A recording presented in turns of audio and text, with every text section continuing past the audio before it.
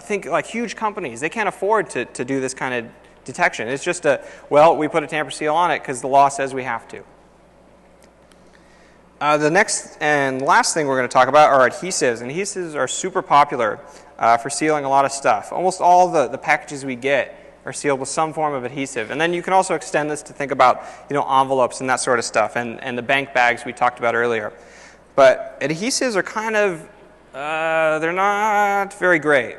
And one funny thing is that there's no standard for high security tamper adhesives. There's one for mechanical seals, but I thought the funny thing is that they don't actually test for tampering for this standard until 2012. So there's all these seals that say, we're compliant, but it doesn't mean anything just yet because they haven't enforced this tamper-evident testing.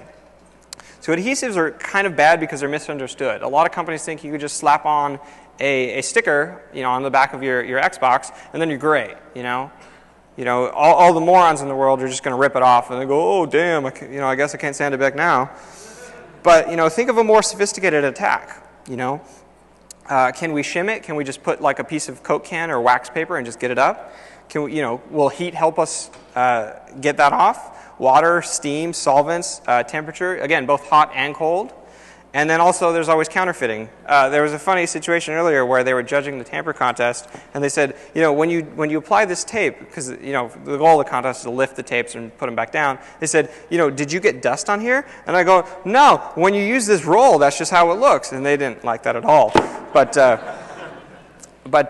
we actually have dreams of one day giving back 2 boxes for our tamper contest because we can counterfeit so much of it that we could just duplicate it.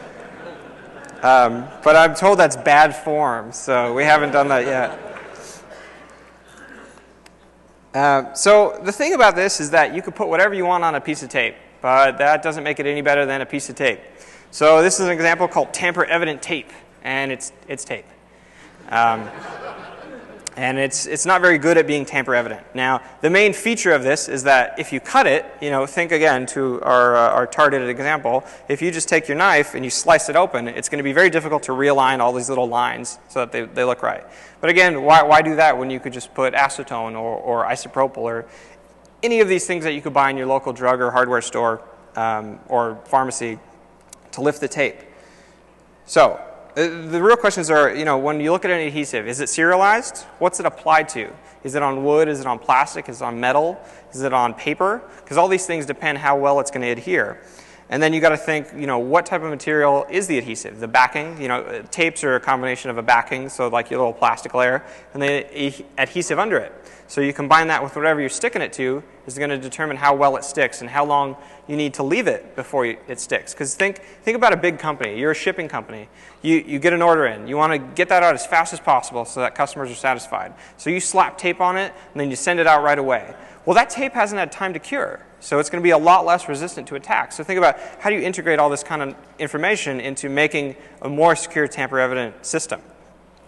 And then you got to think, well, what type of residue, if any, does the tape leave behind? How much do you really need to remove to open whatever it is you're working on? Because the answer is generally never all of it. Almost very rarely you have to remove the entire piece of tape, right? So the two things we have, and we'll go right into them, is full residue tamper tape. And that's where if you pull the tape up, if you just physically force it up, it'll leave behind a residue. And that residue will be the full width of the tape. So you can see here, there's a little residue all the way to the bottom, right? And then a partial residue tape will only leave a certain imprint. There's also what's called no residue tape, where when you pull it up, it doesn't leave anything behind on the substrate, but it voids itself. So the tape now says void or whatever, in the same way that this leaves behind residue. So let's talk about solvents, because solvents are probably one of my favorite aspects of adhesives, even though I never paid attention in chemistry in school. So let's think about common solvents. Acetone, isopropyl. Carbon tetrachloride is funny because the CIA used to love it. I don't know if they still do. I'm actually not with the CIA, if you hadn't noticed. Yeah, food. But it's extremely dangerous, so we don't really use it for the contests. And I think it might even be illegal in a lot of the nearby states. But it's actually extremely effective at lifting a lot of adhesives. Methyl ethyl ketone is pretty strong, but it could be useful for some stuff. And then pretty much the sky's the limit. Any type of solvent will probably work on something. Again, it depends on your backing, depends on your adhesive, depends on your substrate, all this kind of stuff. And so literally the sky's the limit. There's huge amounts of solvents you could pick from. I did a black hat teaser talk for the training, and I didn't want to show a solvent in it because I wanted it for the contest. I wanted it to be a secret. So I replaced it with aromatic bitters. So my goal was to, I thought this out. My goal was to identify all the bad teams by whether or not they added aromatic bitters to their kit. So think about how do we inspect adhesives? Because adhesives and envelopes and that kind of stuff, we generally have more of a drive to, when we see them, we could tell if it's been tampered with or not. So we look for cuts or tears or wrinkles, any distortion, if it has lettering. We also want to look at, has it changed place? Again, how far are you willing to go to look at this kind of stuff? Is the texture of it different? Is the gloss different? When you peel it up, is the adhesive the same strength? If it's supposed to leave a residue, does it? Does it leave it properly? Has it been altered? So there's lots of stuff. If you use, the bad part about solvents is that if you use the wrong one, you're probably screwed. So this is just an example of a ruined tape. And you can see it just basically dissolves and leaves the security pattern behind. And if we look at this again, you can see it even flared out to the sides here, so it's all covered in blue ink. If you use heat, if you use too much heat, pretty easy to ruin a lot of adhesives. So here's an example. One thing that a lot of solvents do is that they affect the gloss of the tape itself. Because generally speaking, you don't want to put the adhesive on top of the backing. You want it between whatever it's stuck to and the adhesive. Because it doesn't really do you any good to have it on top of it, because that's not what's holding it there. So if you get it on top, you might change the actual texture or gloss of the backing itself. You could also look even, as far as you want to get into this, to look at, is it actually stuck? And when you peel it, does it feel the same? Does it look the same? So again, here's another example of heat with all the letters are all distorted and smeared. Big bubble marks. Let's say you use solvent, and the solvent lifts the tape, but it damages the adhesive, so the adhesive doesn't work right. So you got to add new adhesive, right, if you want it to look right. Pretty difficult to do, and you can see here's a photo of glue being stuck kind of around the edges from it being resealed.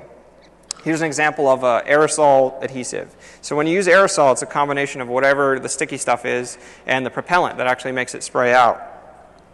And here's a photo of all those little particles on the tape itself. And so that's obviously not normal, because that's not how normal adhesives come. So the things I want you to take away from this talk are that there's lots more seals. There's hundreds of types of seals out there and little design variants that make certain attacks better or worse. There's always room to improve your methods of defeat. Everyone's leaving, geez. And so how do we improve our defeats? How do we improve, more importantly, our installation, our storage, our inspection methods? Because at the end of the day, you don't need to beat the tamper seal. You need to beat the people looking at them. And that's generally a much easier thing to do. And how do you integrate all this into whatever your business is? So don't think that you could just slap a sticker on and then it's going to work. The hard part about it is that unless you're crazy like me, it's hard to evaluate seals, seal A versus seal B and determine which one's better. And there's no real information on the internet about how to do this. So that's one of the goals of the contest that DT's running is starting this year, all the documentation will be a public wiki every year for the contest.